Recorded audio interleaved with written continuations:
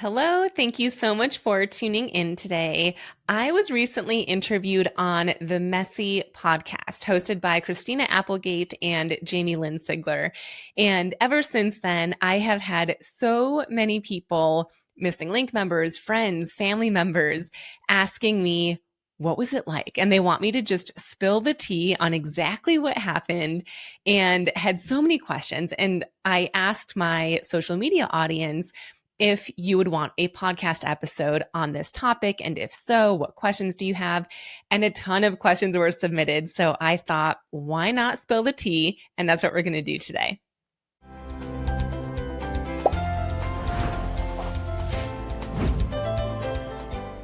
Before I dive into the recap, I just wanted to quickly share something I'm super excited about. And this is probably a very nerdy thing to be excited about.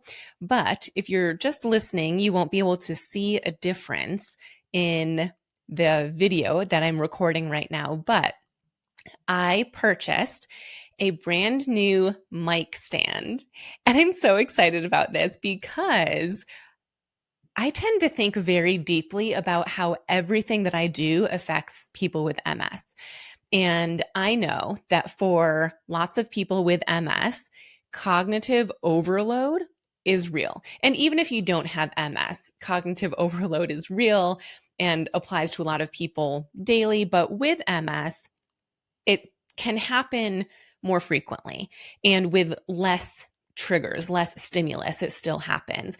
And so prior to today, anytime that I have recorded a podcast episode, I had a mic stand that just sits on my desk. But in order to get my microphone close enough to me, you could see a bit of the mic stand, which I felt made the video look cluttered and overwhelming and overstimulating. And I don't share all of my podcast episodes on YouTube, but for the ones that do, it had that image in it. So I finally just decided that it bothers me enough where I want to make a change. And so I got this new mic stand, and all you can see is the microphone as well as just a very thin, I actually don't even know what it's called. Thin beam is the word coming to my mind. Extension that the microphone is connected to, and it looks so much cleaner. So for those of you that do watch some of my podcast episodes on YouTube, hopefully this will be easier for your mind and less cognitively overstimulating. All right, so let's dive in. When I was first asked by family members of, tell us what happened, how did this ever go down? I started at, we met on Zoom, and they were like, no. Start from the beginning. Like, how did you even get invited to be on this podcast? Or did you have to pitch yourself? Like, how did this all start? So what happened was in June of 2025, I got a random DM from the Instagram handle Messy Podcast, which I can only assume is the podcast producer, reaching out to me asking if I wanted to be on the podcast. And I immediately remember feeling like my heart leaped with joy. I was so excited because I have been a fan of the Messy Podcast for even before it started. I was actually working one-on-one with Jamie before it even launched, and she had told me about it, and I was so excited for it to launch. So I've been fangirling over Messy Podcast ever since then, and never reached out though. I guess I just was fangirling from afar, just, an admirer nonetheless.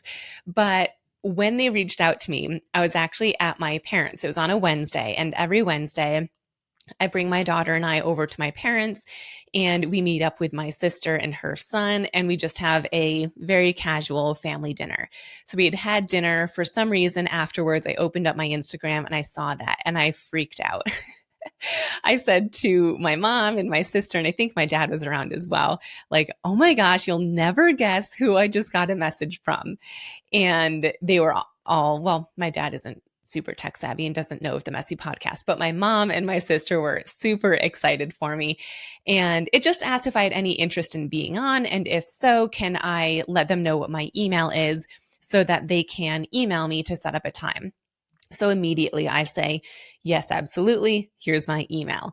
So then I was communicating back and forth with their podcast producer, Allison, who is amazing and just so sweet as well. And we actually set up a time to speak 2 weeks later. So it was a pretty quick turnaround.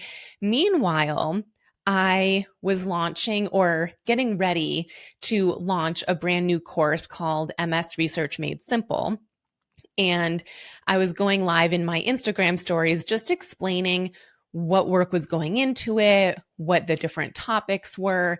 And I also had shared a story about my past as a physical therapist student before I was even a PT, how we all had to take this research class. And it was the worst. Everyone hated this class, myself included, because it was dense. And the way that the research was explained was with medical jargon that was just confusing. And it's ironic to me that I created a MS research based course due to that experience, but it made me realize that research is really important, especially in the MS space. There's constant research coming out, but it's so hard to understand. And I wanted to make that easier to understand because with MS, you should understand what's going on in research because some of it might apply to you and result in you getting better care.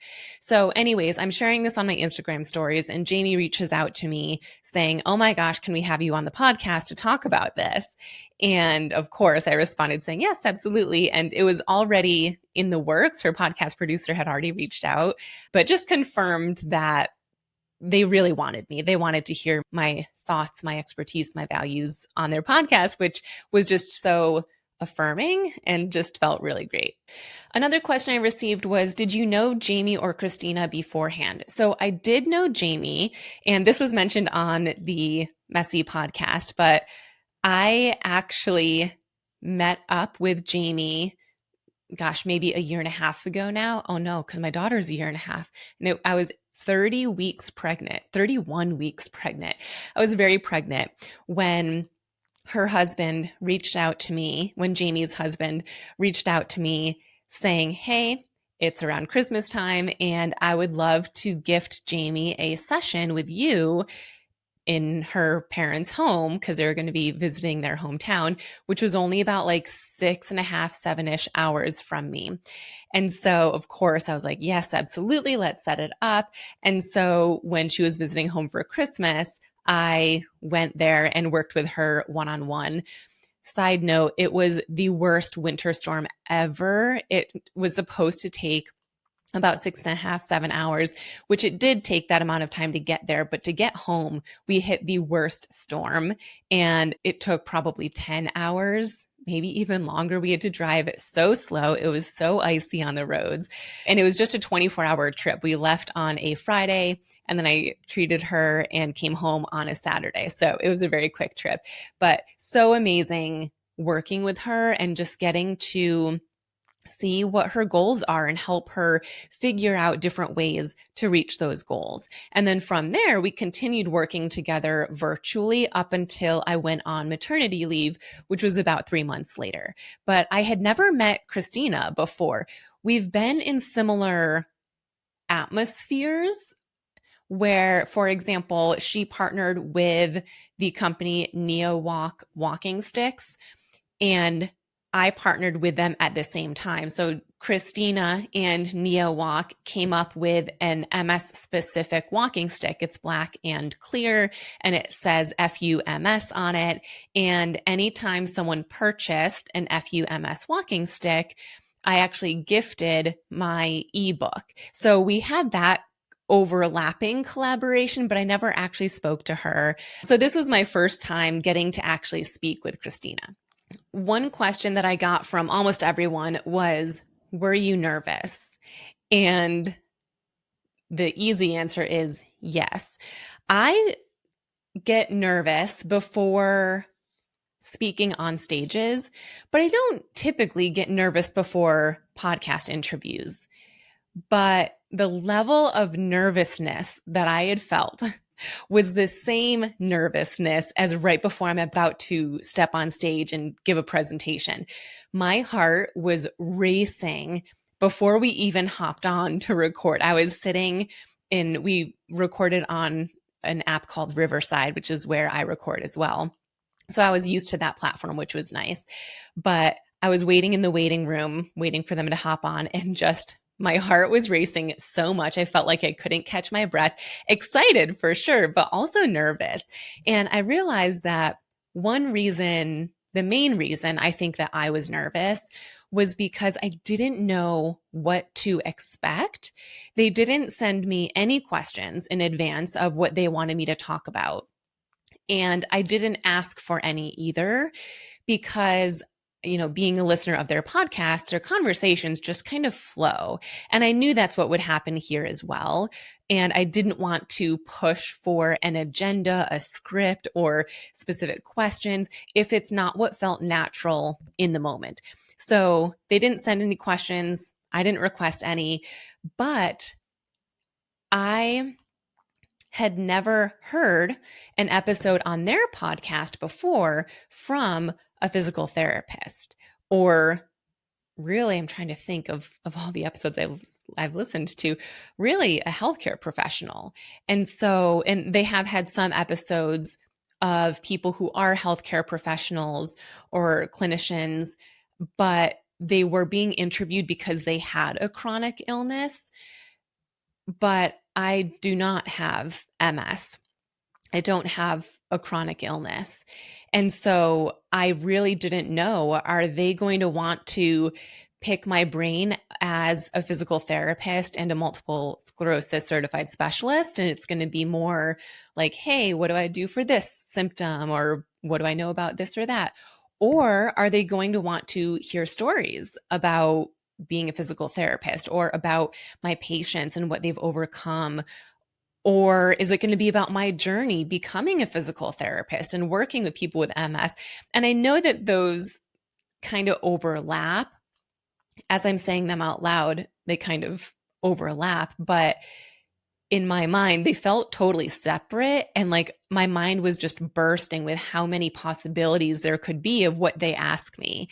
And I didn't know what approach to take. Do I take the physical therapist expert stance or sharing stories stance and relatability and trying to share my expertise through stories versus through, here's what research says.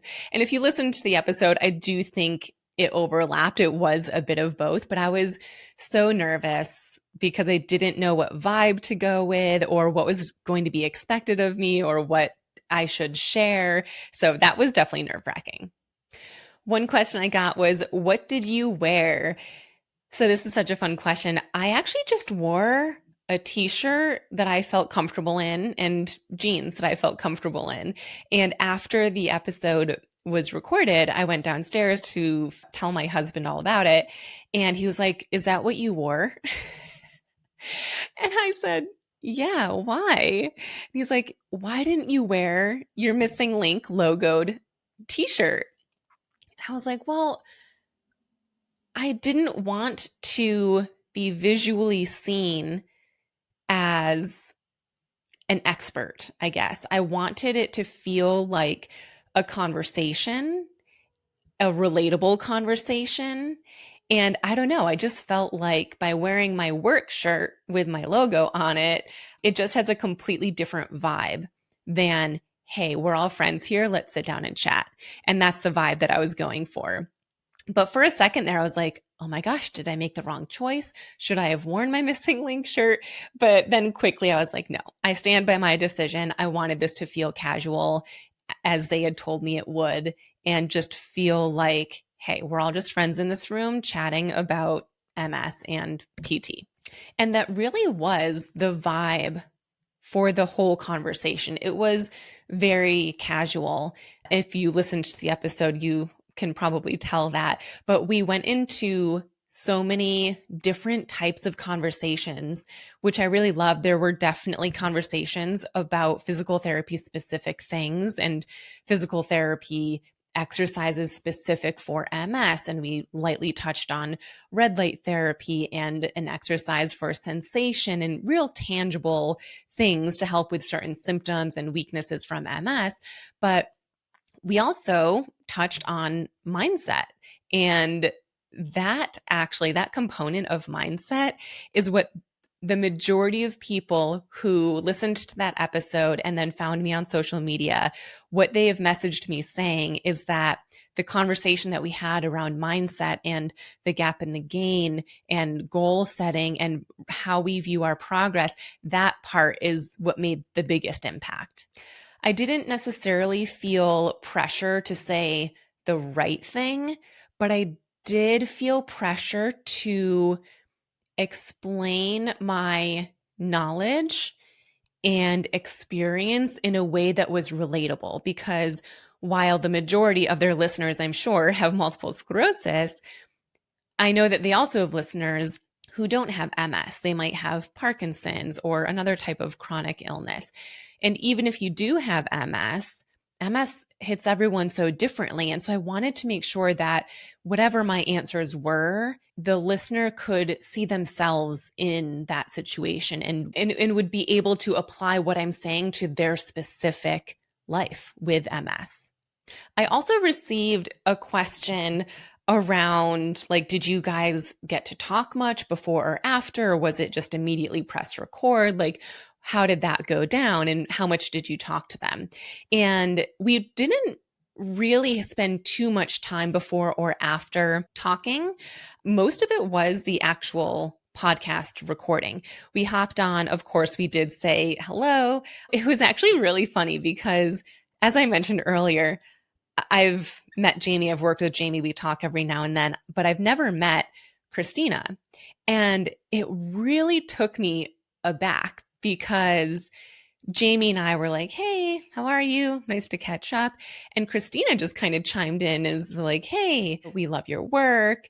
And she just kind of immediately jumped in as if we were already friends. And I mean, I absolutely love that. It was so interesting in the moment because I kind of felt like, you know me?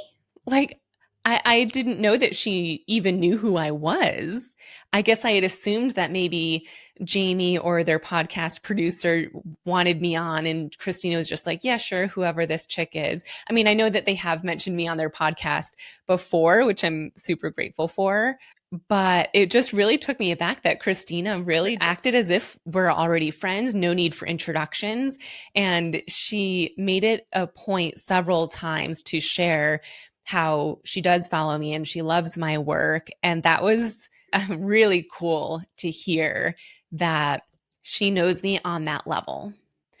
A part of me felt like, of course, I know who Christina is, but she doesn't know who I am. So I'm going to have to introduce myself and let her know what I do. And it felt like an uneven advantage. Like, I know everything about her from what she's shared, on the Messy podcast and publicly, but she doesn't know me, but it turns out she does. And so that was just really cool. But overall, Jamie and Christina are just the nicest people. I love how real and raw they are, which you guys know if you listen to their podcast, but even pre-recording, just those few minutes that we had at the very beginning and at the very end, who they are on the podcast is exactly who they are off of the podcast. Just so sweet and welcoming.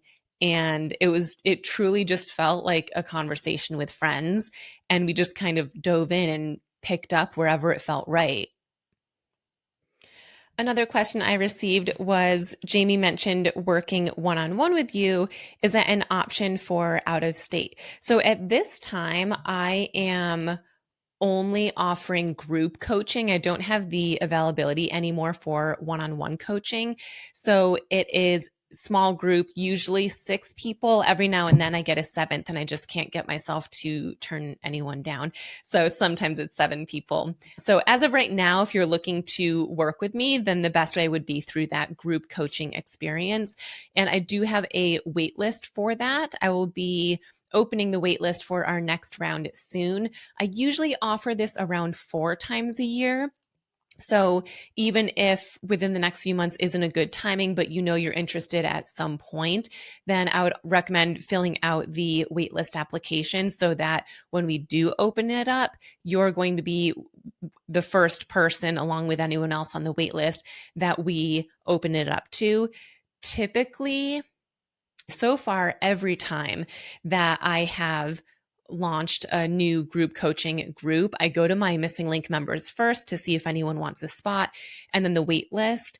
And between those two places, all the spots get taken. So I haven't even advertised it publicly because we have so much interest. So we'll put that link down in the show notes if you are interested in that. And then the last question that I got, which I think was a great way to wrap this up, which was, what were your overall thoughts? And overall, I will just say it was such an amazing experience. Again, Jamie and Christina are so nice. It just felt like a casual conversation. I felt so welcomed, and the nerves that I was feeling right before they let me in from the waiting room had almost immediately dissipated. Just as soon as Jamie was like, "Hey, how have you been?" Immediately they just kind of floated away, which is how it typically happens. But in the moment, it doesn't feel like that's the way that it's going to be. So it was such a great experience. I am so grateful. I've had several people who listen to the podcast come and follow me on Instagram or other social media platforms, some over on YouTube. And they've reached out to me sharing that they came from that episode and that the episode helped them in so many different ways. And it's been so fun connecting with all of them. So if you are one of those, thank you so much for coming on over. And yeah, it means the world to have been on their podcast. I did invite them to be on the Missing Link podcast just yesterday. So I have not heard back yet, but fingers crossed. I think that would be super great to get their perspective over on my podcast as well. And I think this goes without saying, but I would absolutely be on their podcast again. I love that, as I said earlier, they just keep things so real and raw, and they just talk about what they're going through each day and how that affects them and what support looks like and what support doesn't look like. And it's such important conversations to have because at the end of the day, I think what their podcast does brilliantly is help people with MS feel less alone and less crazy for different symptoms that they're feeling, especially when their doctors might not be validating those symptoms. And I'm so grateful that their podcast exists. And just the fact that I was on it is everything.